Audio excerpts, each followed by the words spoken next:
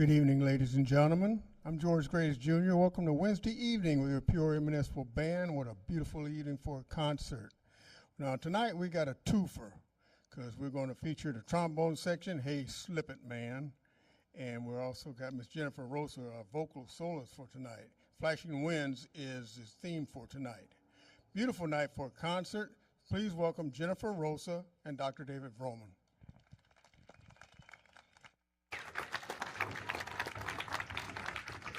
All who are able, please rise and join me in the singing of the national anthem.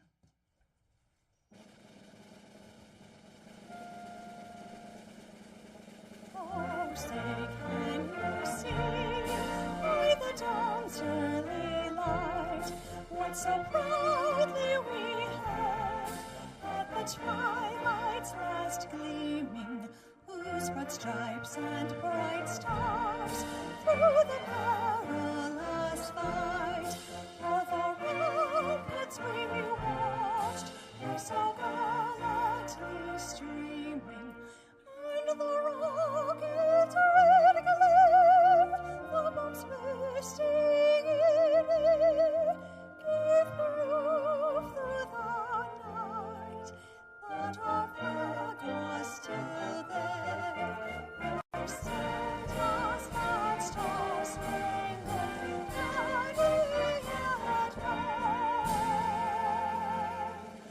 O'er the land of the brave,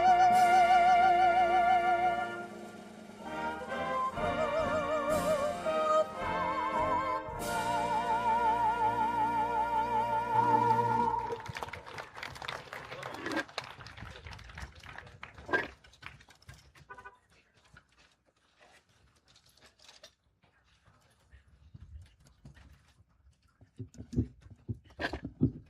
Well, good evening. Thanks for joining us tonight. We start with our public service announcement, which we should have made an hour ago. If you hear this sound, those of you out by the tracks, all you have to do is be back by the cars. You can leave your lawn chairs, blankets right there. How many people went to see Big Boy? Big Boy went to see Big Boy. Oh, a few people went. Big steam locomotive. I wish I could have made that. So I thought when the train was coming earlier that maybe that's what it was, but it was not. We're going to start tonight with our theme. It's called Flashing Winds. It was written by a gentleman named Jan van der Roost, and he was born in Belgium 1956. His dad was a musician, was a conductor of a number of ensembles. His mom was a singer, sang in the local choir that they had over there. And when he was young, he started writing smaller ensemble pieces. And he did a lot of different things for different people, and that led to a career in music for him. He went to what they call the Lemons Institute over there in Belgium, and he received a triple laureate, both for trombone, music history, and music education. And then from there, he did further study and did music theory and composition. Returned back to that school and conducted the brass band and the conservatory wind band, that sort of thing. And years ago, he came to Peoria and conducted the Bradley Honor Band. He was one of our guest conductors. He wrote this piece, Flashing Winds, for a youth band in Belgium. And when you hear it, you'll recognize it possibly, or it'll remind you of the old Westerns, TV shows and music. It kind of has that flair to it. But it offers great music for all the sections in the band. This is Jan van der Roost's Flashing Winds.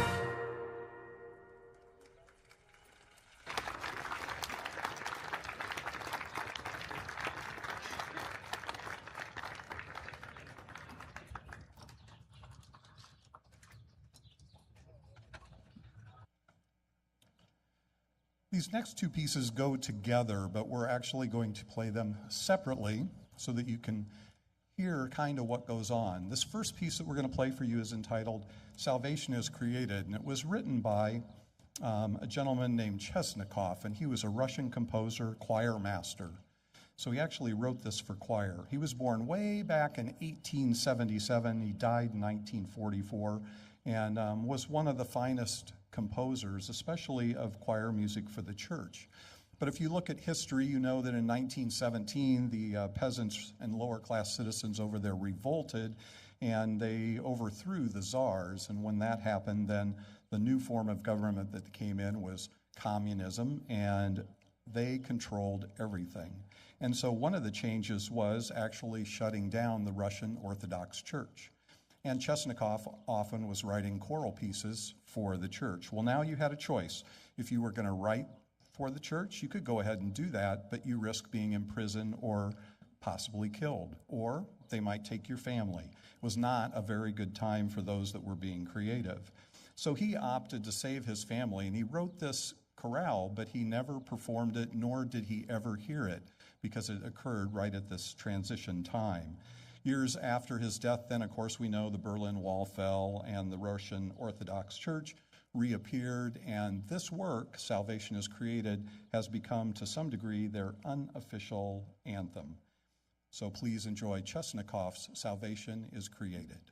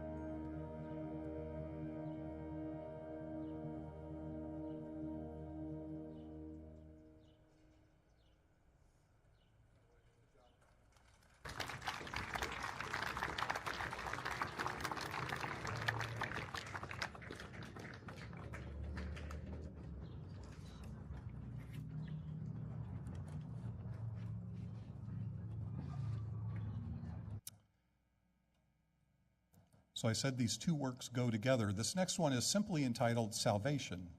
It was written by Robert W. Smith. He was born in 1958, passed away in 2023, unfortunately, at still a pretty young age, complications of a heart surgery that he had.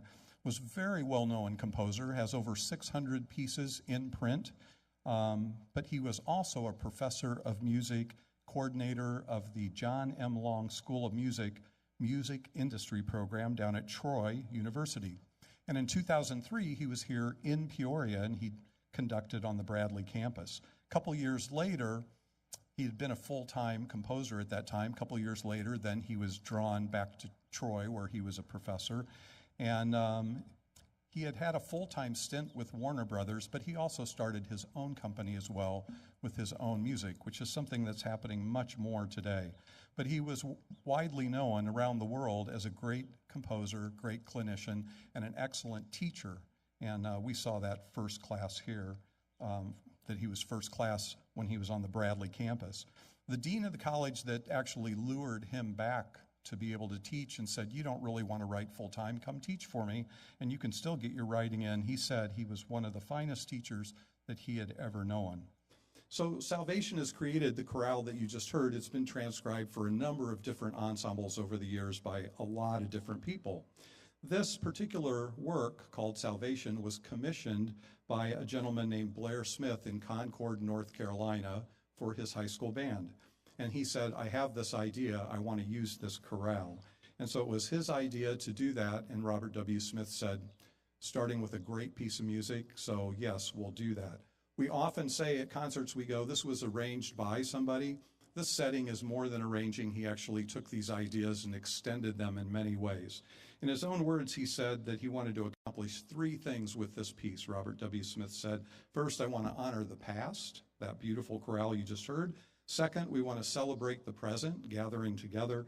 And finally, he said, I hope that it offers something that will give us hope down the road in the future. Robert W. Smith's Salvation.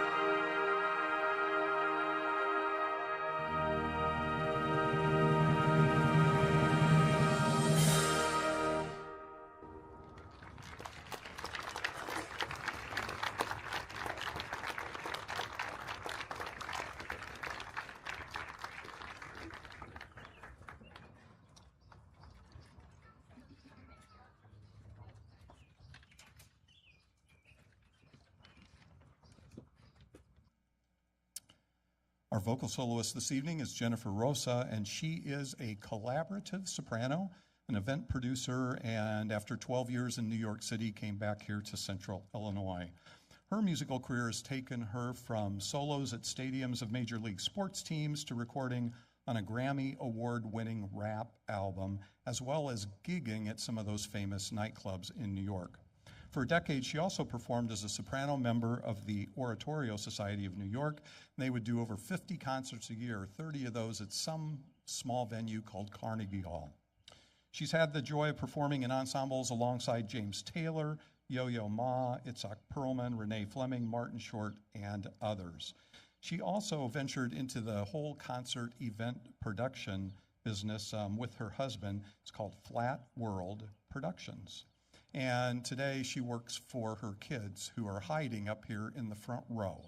I would never point them out or anything, but there they are, 12 and almost 10-year-old. They're the founders of Pretendly, and that's a family-run neurodiverse kid art shop featuring clothing and gifts. It's designed from their original art. They have a website. You can find it. Just look for pretendly.fun on your website and purchase things. Please welcome Jennifer Rosa. Jennifer.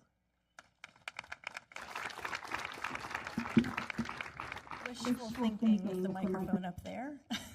Bringing it down to my level. It's been 2 years since I've gotten to sing for you guys, and the lyrics in the song say, everything's going my way. And last year, everything was not going my way. I got rained out twice. Do you remember? Anyone came like, oh, I don't know if that's happened before. Is it my fault? He's not going to say. So anyway, this first song is from Rodgers and Hammerstein's Broadway musical, Oklahoma. I hope that's okay. Get it? Yes, the groans say it all. That's the first pun out the gate. This is, Oh, What a Beautiful Morning.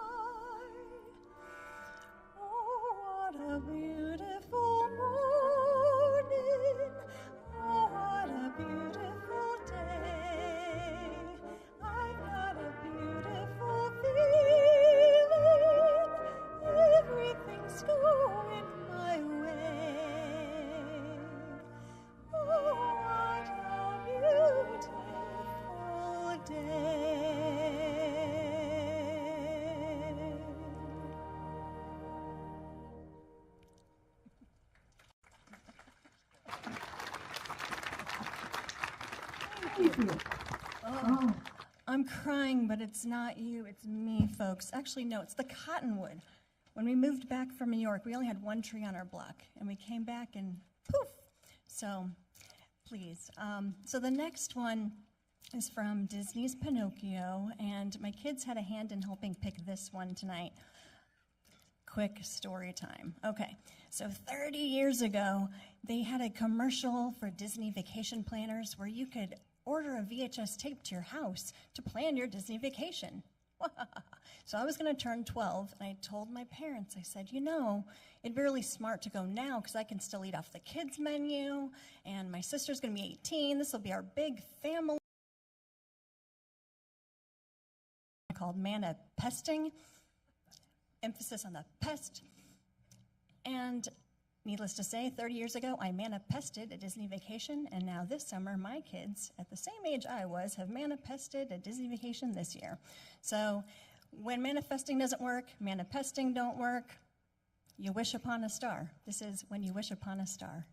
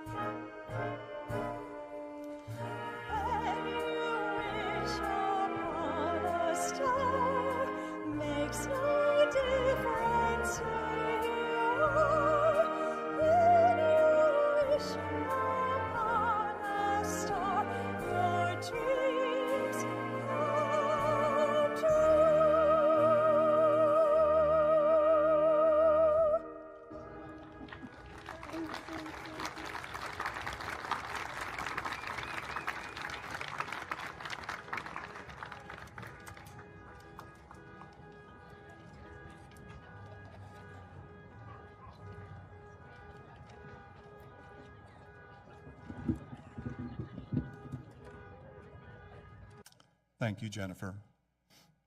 And to think that I worry about trains coming through. We're going to put this in our pre-concert sound bank, just to check your car alarm. And yeah, keeps things interesting, right? Back in 1901, they didn't worry about these things when this march was written. There's a story that goes with this march, and it was written by John Philip Sousa. Blanche Duffield was the soprano soloist with the Sousa band at this time, and all their transportation was done by train. And so she claims that she saw him write this march, which is called the Invincible Eagle. So it was on a train between Buffalo and New York. This is a quote. Outside the coach, the lights of the towns, the route flashed by like ghosts fluttering at the window. The night was dark and there were a few stars, and Mr. Sousa sat in his chair in this dimly lit Pullman. The things we enjoy. In this dimly lit Pullman, at the further end of the car, there was a porter working on the cushions, and at intervals, every once in a while, you could hear the train whistle. And then suddenly, she says, without warning, Mr. Sousa began to describe circles in the air with a pencil, and he was jerking back and forth in his seat, and the circumference of the pencil's arc kept getting smaller. He pulled out a pad of paper, and he started humming, and he started writing. And she claims that she watched him write this march, and she said something to him while this process was going on, which he did not even respond to. And at the very end, when he was done and he put the pad back in his pocket and the pencil back away, then he did look at her and say, well, it is a beautiful evening for sure. This is the Invincible Eagle March, 1901, John Philip Sousa.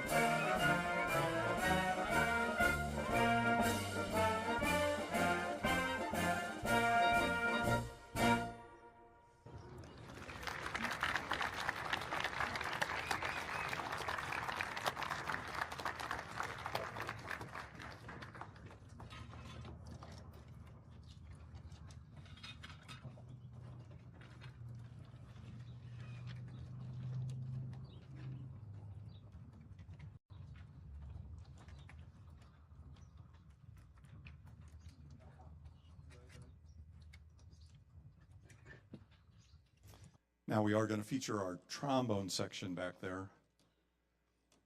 So from your right to the left, there's Mr. Carl Anderson. He always brings a fan club. Yeah, it's okay. Mr. Michael Archer. He has a bigger fan club. There's Erica Hordeman.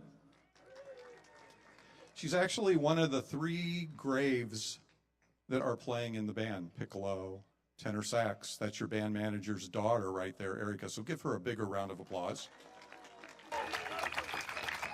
And then Mr. Ethan Snyder, new to the band this year.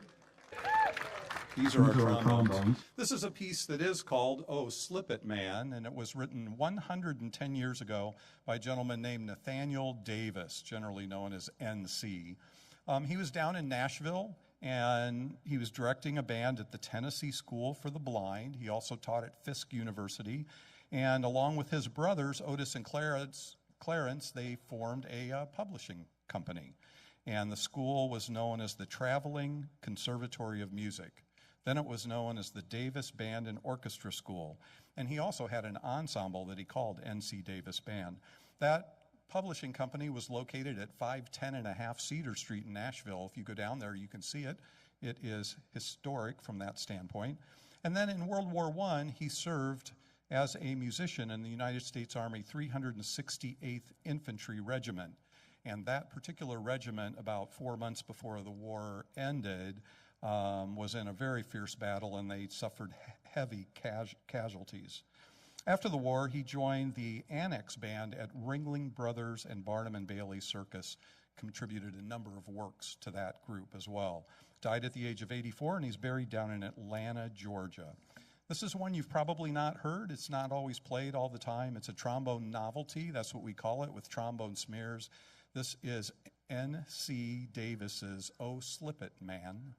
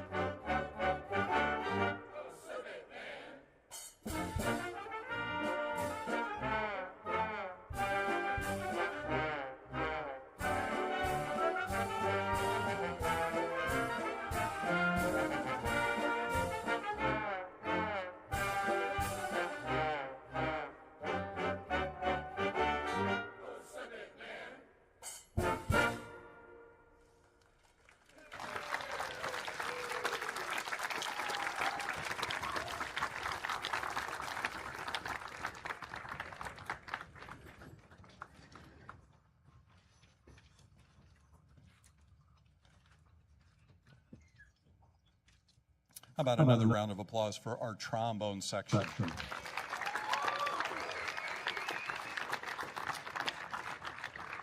You can hear them again Sunday night, Glen Oak Park. If you're free, come on out and hear another concert. Most of the music changes, but some of it will be the same. So our trombone feature and our vocal features remain the same, but all the music around those pieces change on Wednesday and Sunday night. And the weather was mentioned earlier, and so we really don't decide whether we're going to play until very close to 7 o'clock. It could rain all day, but at Glen Oak Park it never rains, so we might be set to go at 7. You just don't know. How many people remember Mary Poppins? It came as a rude awakening in the band rehearsal the other night to recognize a lot of the young people have no clue. None. So Mary Poppins, that magical nanny, arrives in London in about 1910, and is going to fix that dysfunctional, work-obsessed family and takes those poor, neglected Banks children on their fantastical adventures. Off they go. And she teaches them and their parents the value of imagination and love before departing on the wind, as we say. In 1965, the Sherman Brothers won 2 Academy Awards for Mary Poppins. And starting with this movie, they continued to write other subsequent Disney movies. And they collaborated with arranger-conductor Irwin Kosel, who he doesn't always get his due. He had a very high standard. And this is a quote that he said. He goes, "Believe it or not, we do have the liberty of changing details, even orchestration here and there. We can also play a little with the beat, making stresses coincide even more accurately with what we see on the big screen." He was born in October 1st of 1911 up in Chicago, Illinois. And he did not go to college because he said at that time, "I found out early what I wanted to do wasn't being taught in most schools." So instead, he went to the local library. He would pull out the scores of all the classical composers, and that is how he taught himself arranging and score orchestration. And during the 60s, he emerged as one of the preeminent musical orchestrators. This is Mary Poppins for concert band.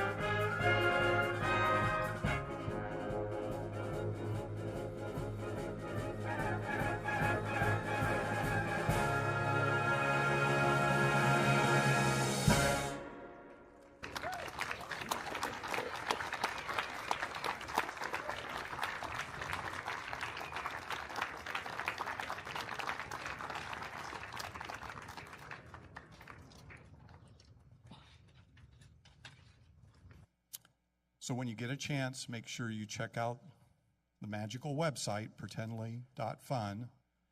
And in the meantime, here comes Jennifer Rosa with 2 more selections for you to enjoy. Give her a nice welcome, would you please? First off, I want to check on the percussionist in the back who was using the tambourine on his head. Did any of you catch that? Are you okay? Way to commit to the craft, buddy. I have to give you all kudos too. It's wonderful to see your smiling faces. Thank you for playing with us tonight. It's not lost on me. I don't want to take it for granted that we get to have these opportunities to listen to live music in beautiful weather and beautiful places. And I don't know if you know it or not, but they play, in upwards of like 250 to almost 300 songs a season? Is that right? I'm not very mathy, but I'm pretty sure that's the math. So these last couple songs, I take advantage of what wonderful musicians they are, and I always like to do something from Carousel. Rodgers and Hammerstein, surprise. Don't tell the maestro, but I kind of cheated picking 2 songs because it's really part of a medley. I think he caught on to me, though. There's If I Loved You and You'll Never Walk Alone, and in the middle there's a whole bunch of music I don't sound good doing, so I'm not going to do that to you because I'd sound like a Saturday Night Live sketch. So here is If I Loved You and You'll Never Walk Alone. Thank you so much, you guys.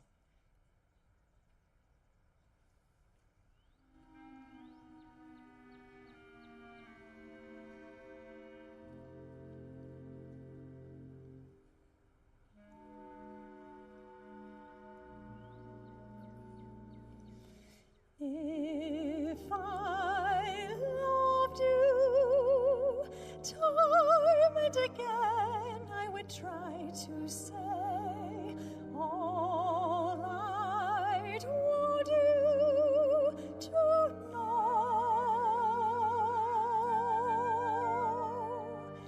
If I loved you, words wouldn't come in an easy way, round in circles I'd go,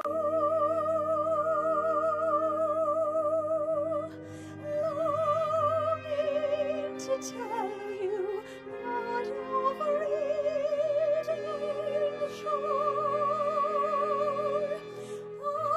I'd let my golden chances pass me by.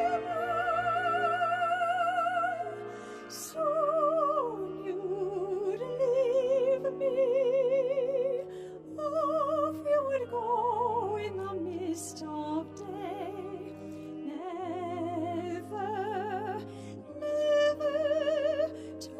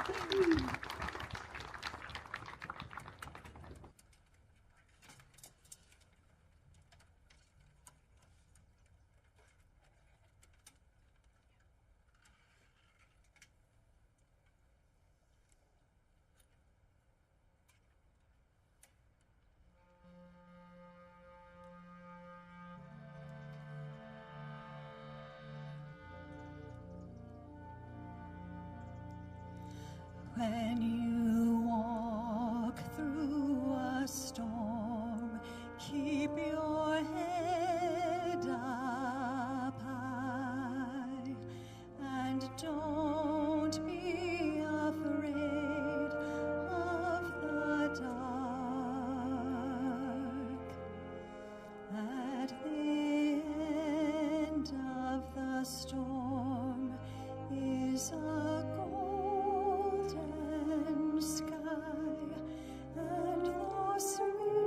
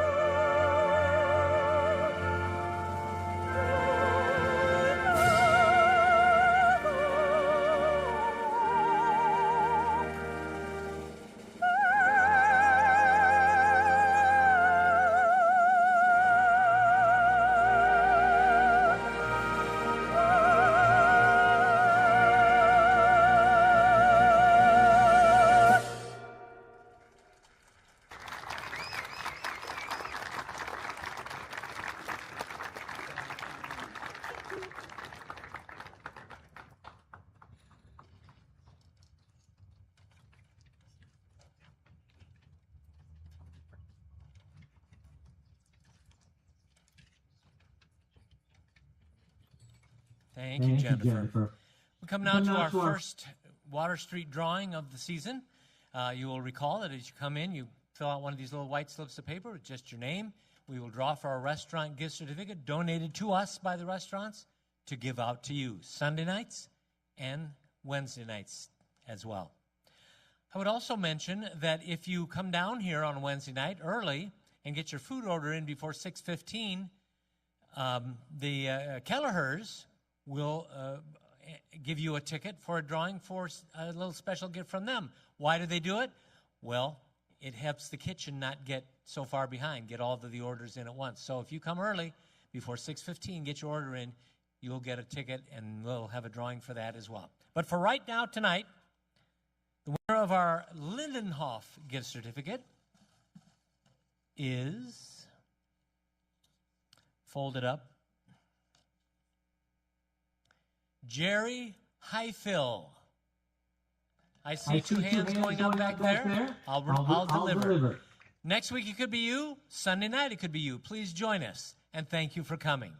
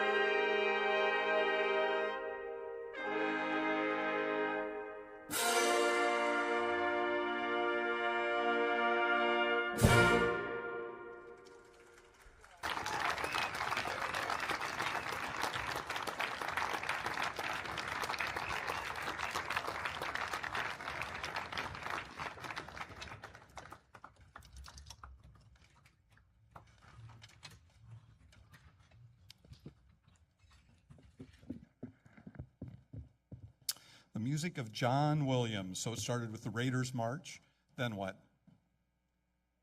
The Imperial March, and finally, Olympic fanfare and theme. Several people we want to thank tonight. We want to thank Pat and his entire crew down here at Kelleher's for setting up your tables out there and taking care of you. And then the folks in the band, George Graves Jr. is our band manager. Give him a round of applause. Jason Shea is our assistant conductor. Kristen Sheets, she's our librarian. We want to thank Jennifer Rosa right over there for singing with us. We want to thank the whole entire trombone section. Give them a round of applause. Stand up, trombones. We want to thank the Lindenhof for offering up their gift card for this evening. And remember, we will do that again on Sunday night. And finally, we want to thank the guy that makes us sound good, Mr. Todd Pilon, working overtime. Mr. Todd Pilon. So thanks for coming out. We hope to see you on Sunday night, and if not Sunday, we hope to see you next Wednesday right back here. We close as we always do, giving you a few moments to reflect on what a great country it is in which we live. This is America the Beautiful.